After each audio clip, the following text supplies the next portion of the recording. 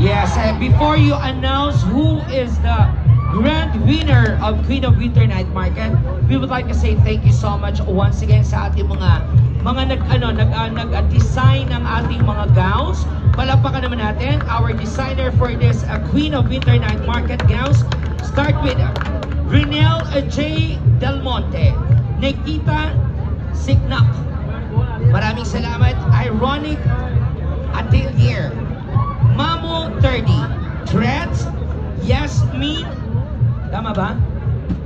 Yasmin Hawa Couture, Emelda Papin of Dubai, Nikki Liva, Ivy Kip Peralta, Diana's Gown, maraming salamat. Local brand, maraming salamat. Made in Turkey, maraming salamat.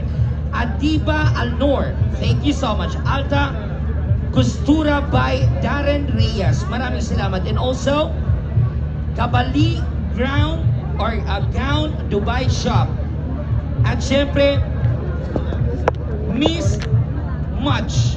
At syempre maraming salamat din kay JJ. Thank you so much. And also to my design, thank you so much to Miss Tan nandoon, maraming salamat. I love you and God bless you. So now, ladies and gentlemen, our Queen of Winter Night Market Grand Champion, I see.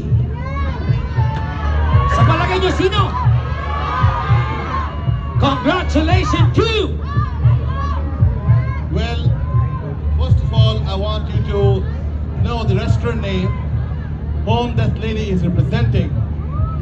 It's Benoit Twix!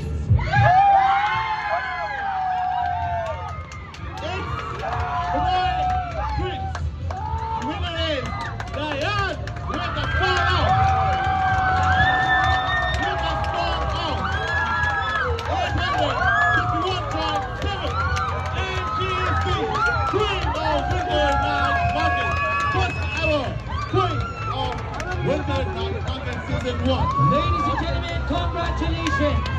The one and only crown of Winter Night Market, and with this, you become first ever Queen of Winter Night Market. Ladies and gentlemen, congratulations! You will receive 7,500. Congratulations to Miss Diane from Pinoy Streets. Wala ba tayo para naman everybody? Congratulations! And I hold the price of 7,500. Present you Queen of Winter Night Market. You serve. Thank you so much. Queen of Winter Award. At syempre, maraming salamat ulit sa lahat ng mga magkape. Thank you so much.